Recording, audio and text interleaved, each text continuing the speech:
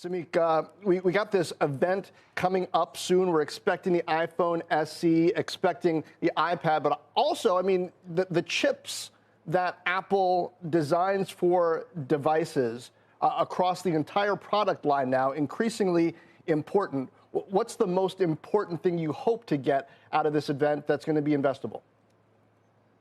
Yeah, no, thanks for having me on the show. So I think clearly, as we look at next week's event, iPhone SE is a big driver of what we're looking out for.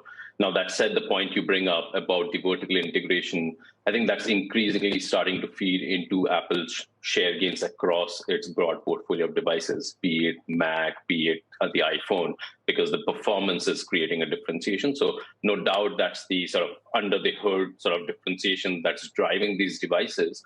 But when you look at next week's event, I think the primary one that we're watching for, obviously, is iPhone SE. And I know you mentioned earlier on this show today, it's not a big portion of volumes, right? We agree with completely. It's about 10% of annual volumes. But the reason it's important, and it's really three reasons I'll give you.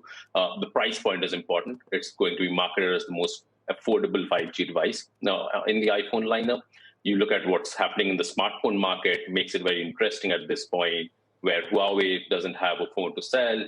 You have a lot of consumers on Samsung and Huawei devices looking to switch over.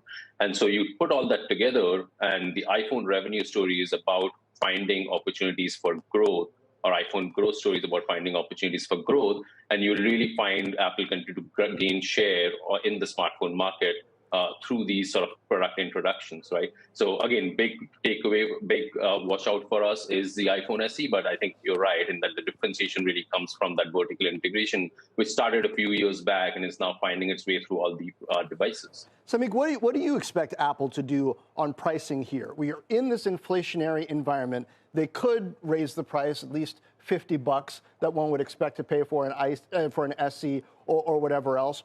Do you think they do that? Do they add another tier or storage tier as they have in the past to try to justify higher dollar amounts for devices? Or do they hold the line and actually let margins suffer a bit in this environment? Yeah, no, good question. I think what we are thinking is about a $399 device. Now, there is the likelihood that you get a slightly lower price point. The SE2, the previous version, gets a price cut, gets marketed at an even lower price point. Keep in mind, when you do the trade-ins on these, they're going to be coming in at about a $399 device, probably comes in at $299 with a realistic trade-in. So these are very affordable 5G phones. Now, does Apple take the opportunity to pass some of the inflation through? We think it's less likely, because now if you look at what Apple's gross margins have done on the product side, which they report, Apple's done relatively really well on gross margins compared to what investors expected over the last year or so, even as you've gone through the pandemic. And that does give them a bit more flexibility to really go after expanding the addressable market for their portfolio by looking at a price point that's more sort of amenable to the low to mid-end consumer versus trying to really stick the line on gross margins at this point. I mean, there's always a volume-related gross margin leverage that you get that provides some offset as well if you have success with the product that's better than anticipated. So keep that in mind as well.